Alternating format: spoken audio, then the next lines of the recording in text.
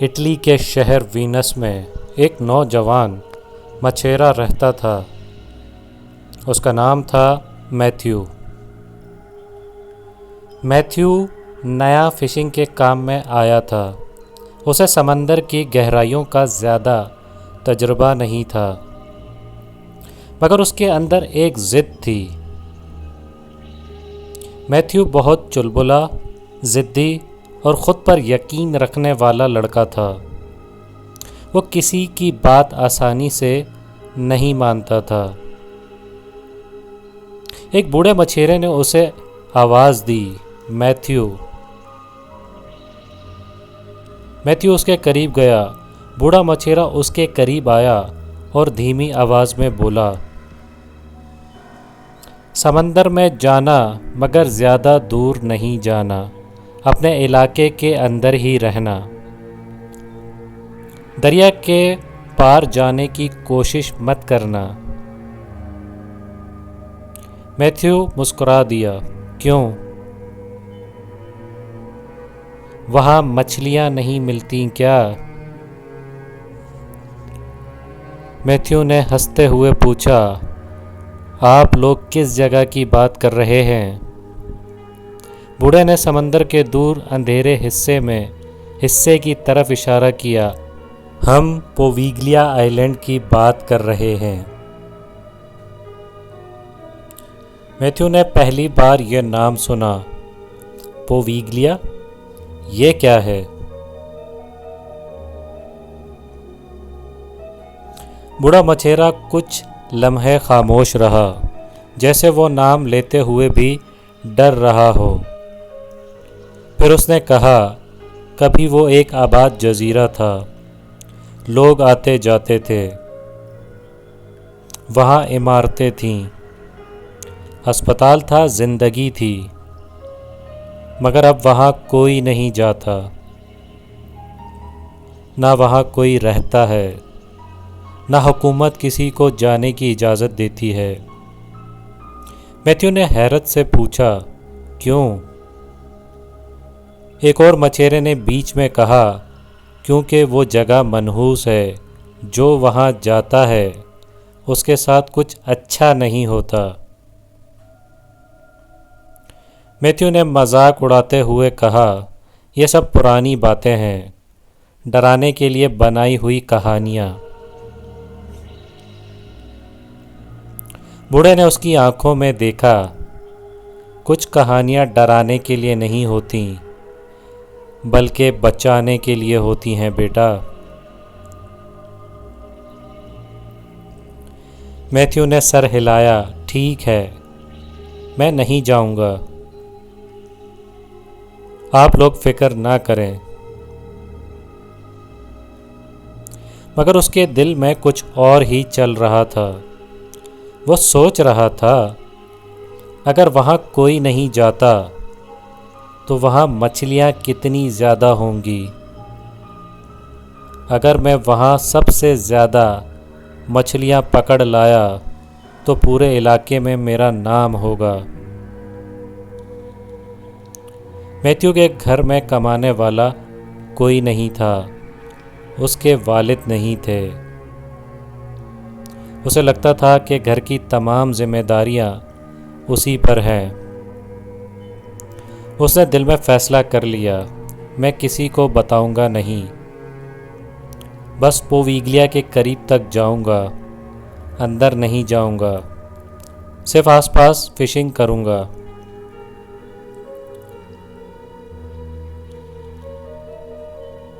अगली सुबह मैथ्यू अपनी कश्ती लेकर समंदर में निकल गया। शुरू में सब कुछ नॉर्मल था। समंदर खामोश था, हवा हल्की थी, आसमान साफ था। लेकिन जैसे वो अपने इलाके से दूर होता चला गया, मौसम बदलने लगा। पानी का बहाव तेज हो गया, लहरें ऊंची होने लगीं, हवा का शोर बढ़ने लगा। मैथ्यू ने घबरा कर आसमान की तरफ देखा। यह अचानक क्या हो गया? वो वापस पलटना चाहता था। लहरें मुखालिफ सिमत से उसकी कश्ती को धकेलने लगीं। उसने कश्ती का रुख मोड़ने की पूरी कोशिश की, मगर समंदर जैसे उसकी मर्जी के खिलाफ हो चुका था। लहरें कश्ती से टकरा रही थीं, लकड़ी चरचरा रही थी। मैथ्यू ने खौफजदा होकर कहा, नहीं नहीं, ये कश्ती टूट नहीं सकती। उसी लम्हे एक ज़बरदस्त लहर आई। कश्ती ज़ोर से उछली और फिर चट्टान से टकराकर टूट गई। मैथ्यू पानी में जा गिरा। उसके बाद उसे कुछ याद नहीं रहा। जब मैथ्यू की आंख खुली तो उसके चेहरे पर ठंडी हवा लग रही थी। वो आहिस्ता आहिस्ता उठा। उसने अपने इर्द गिर्द देखा। आगे समंदर था, पीछे एक वीरान जजीरा और कुछ फासले पर उसकी कश्ती के टूटे हुए टुकड़े पड़े थे। मैथ्यू की दिल की धड़कन तेज हो चुकी थी। मैं कहाँ आ गया हूँ? फिर उसे वो नाम याद आया, पोविग्लिया आइलैंड, वही जजीरा जिससे सब ने उसे दूर रहने को कहा था। मैथ्यू ने खुद से कहा, नहीं, ये वो जगह नहीं हो सकती, मगर अंदर से वो जान चुका था कि वो पोविग्लिया पर ही था। वापस जाने का कोई रास्ता नहीं था। कश्ती ख़त्म हो चुकी थी। आसपास कोई इंसान नहीं था। तभी दूर से एक आवाज़ आई, घंटी बजने की आवाज़। ज़ोर ज़ोर से घंटी की आवाज़ आने लगी। मैथ्यू चौंक गया। यहाँ कोई है। आवाज़ एक पुराने बेल टावर से आ रही थी। मैथ्यू के दिल में उम्मीद जागी। अगर घंटी बज रही है तो कोई न कोई होगा, शायद कोई मेरी मदद कर सके। वो लड़खड़ाते कदमों से बेल टावर की तरफ चल पड़ा। जजीरे पर अजीब सी खामोशी थी। दरख्त खुश्क लग रहे थे। इमारतें टूटी हुई थीं। हर तरफ ऐसा महसूस हो रहा था जैसे इस जगह को बरसों पहले छोड़ दिया गया हो। बेल टावर के करीब पहुंचा। घंटी की आवाज़ मुसलसल आ रही थी, लेकिन जब उसने ऊपर देखा तो वहां कोई घंटी नहीं थी। ना कोई रस्सी, ना कोई इंसान। मैथ्यू की सांस रुक गई। फिर यह आवाज़ कहाँ से आ रही थी? वो पीछे हटने लगा, मगर अचानक एक तरफ से किसी के खांसने की आवाज़ आई। मैथ्यू फौरन उस तरफ भागा। वो एक पुरानी इमारत के पास पहुंचा। वहाँ एक लकड़ी की कुर्सी पड़ी थी और उस कुर्सी पर एक आदमी बैठा था। उसका चेहरा दूसरी तरफ था। मैथ्यू एहतियात से आगे बढ़ा। सर, आप यहाँ क्या कर रहे हैं? आदमी आहिस्ता खड़ा हुआ। फिर उसने मैथ्यू की तरफ मुड़कर देखा। वो एक बूढ़ा डॉक्टर था, सफ़ेद कोट पहने हुए, चेहरा बेरंग, आंखें गहरी और मुस्कुराहट ऐसी जैसे किसी मुर्दा शख्स पर और उसके चेहरे पर ज़बरदस्ती मुस्कुराहट लगाई गई हो। डॉक्टर ने नरम आवाज़ में कहा, यहाँ बहुत कम लोग आते हैं। ज़्यादातर लोग इस जजीरे से डरते हैं। मैथ्यू ने जल्दी से कहा, मेरी कश्ती टूट गई है, मुझे मदद चाहिए। डॉक्टर ने उसकी हाथ की तरफ देखा। तुम जख्मी हो। वाकई, मैथ्यू ने कहा, शायद कश्ती टूटते वक्त लग गई हो।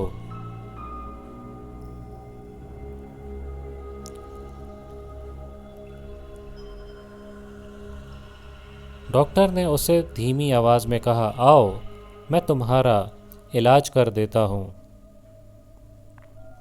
यहाँ अस्पताल है। यहीं पे पास में बहुत अच्छा अस्पताल है। तुम फिक्र ना करो। यहाँ पर हर मरीज़ का इलाज होता है।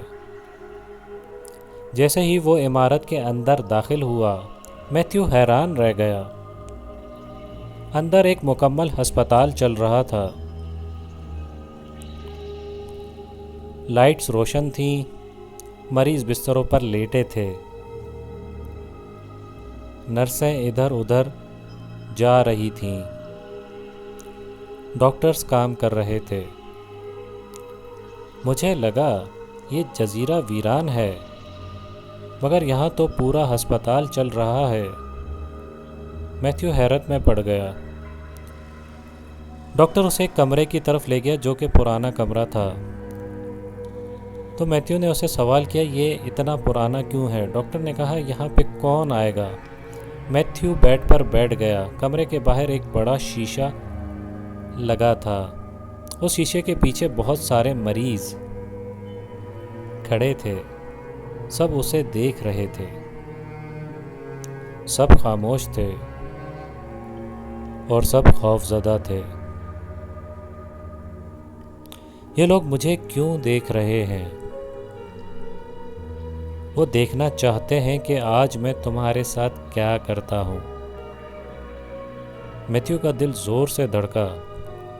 क्या मतलब? डॉक्टर ने कहा, इलाज। हर इंसान का अलग अलग इलाज होता है, तो वो देखना चाहते हैं। मैथ्यू फौरन उठ बैठा। मुझे इलाज नहीं चाहिए, मैं ठीक हूँ। डॉक्टर ने उसका हाथ पकड़ा और उसका हाथ बर्फ़ की तरह ठंडा था। नहीं मैथ्यू, जो यहाँ आता है उसका इलाज तो ज़रूर होता है। मैथ्यू के जिस्म में खौफ की लहर दौड़ गई। आपको मेरा नाम कैसे मालूम? डॉक्टर खामोश रहा। मैथ्यू ने हाथ छुड़ाया और दरवाजे की तरफ भागा। जैसे ही वो कमरे से बाहर निकला, सब कुछ बदल चुका था। अस्पताल वीरान था। लाइट्स बंद थीं, दीवारें टूटी हुई थीं, बिस्तर जंग आलूद थे। ना कोई नर्स थी और ना ही कोई मरीज़ और ना कोई डॉक्टर।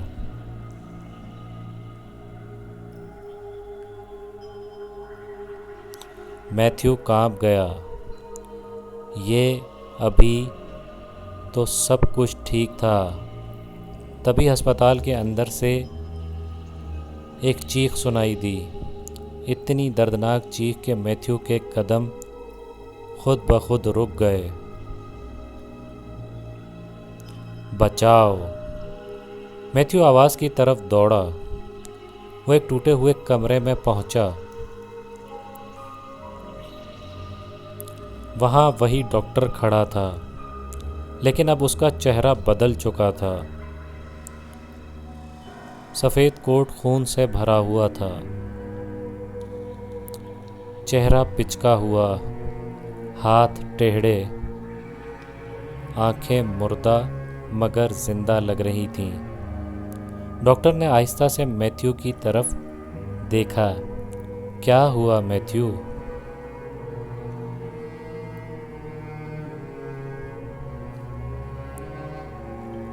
अगर मेरी मौत को 100 साल हो गए तो क्या हुआ, यह अस्पताल आज भी मेरा है।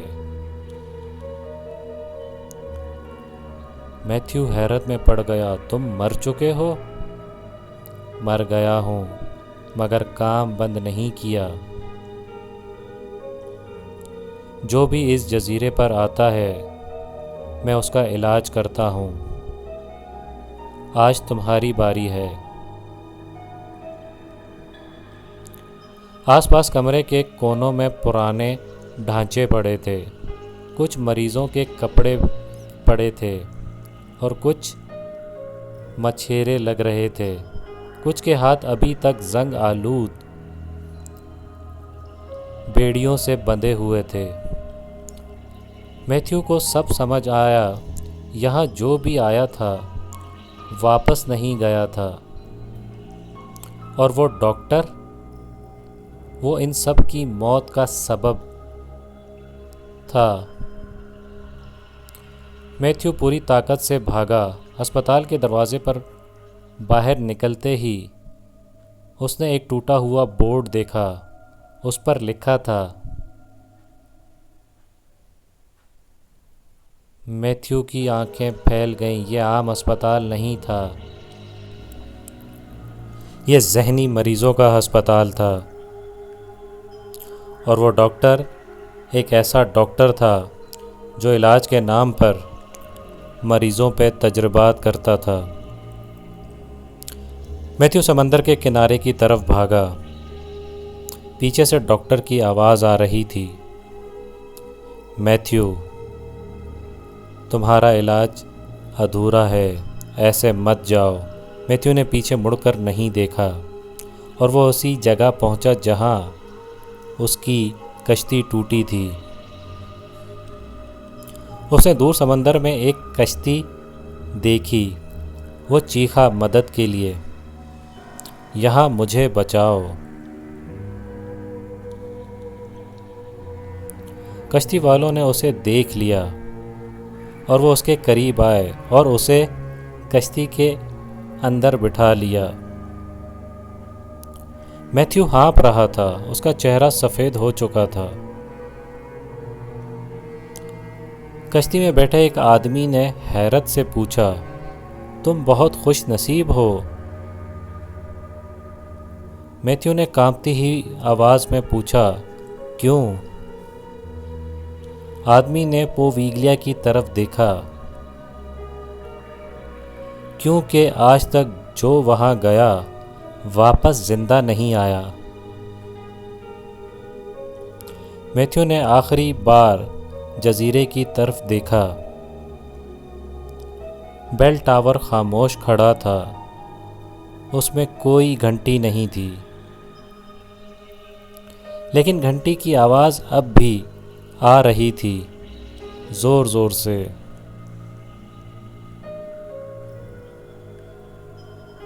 मैथ्यू का जिस्म कांप रहा था। कश्ती वाले आदमी ने कहा, कहते हैं वहाँ एक डॉक्टर की रूह भटकती है। पहले वहाँ प्लेग के मरीज लाए जाते थे, बाद में वो मेंटल अजाइलम बना। वहाँ एक डॉक्टर आया था जो इलाज नहीं करता था, तजर्बात करता था। मैथ्यू खामोशी से सुन रहा था। आदमी ने बात जारी रखी। वो मरीजों पर अजीब तजुर्बे करता था। एक के बाद एक करके उसने बहुत से लोगों को मार दिया। फिर उन मरीजों की रूहें उसे सताने लगीं। वो खुद पागल हो गया और एक दिन बेल टावर की छत पर चढ़ गया और वहाँ से कूदकर खुदकुशी कर ली। मैथ्यू के होंठ खुश्क हो गए। और अब, आदमी ने कहा, अब भी कहा जाता है कि मरीजों की रूहें अस्पताल में कैद हैं और जिंदा जिस्मों के अंदर लाने का काम उसी डॉक्टर की रूह करती है। मैथ्यू ने खौफ से आंखें बंद कर लीं। उसे डॉक्टर की आवाज़ फिर सुनाई दी, मैथ्यू, तुम्हारा इलाज अब भी बाकी है। उसे फौरन आंखें खोल दीं। कश्ती वाले उसे देख रहे थे। क्या हुआ? मैथ्यू ने कहा, कुछ नहीं। वो बस जजीरे को देखता रहा। पोविग्लिया आहिस्ता आहिस्ता दूर होता जा रहा था, लेकिन घंटी की आवाज़ कम नहीं हो रही थी, जैसे वो आवाज़ जजीरे से नहीं बल्कि उसके अंदर से आ रही हो। कई दिन बाद मैथ्यू अपने घर वापस आया। लोगों ने उसे जिंदा देखकर हैरत की। वो वाहिद इंसान था जो पोविग्लिया से जिंदा वापस आया था, मगर वो पहले जैसा नहीं रहा।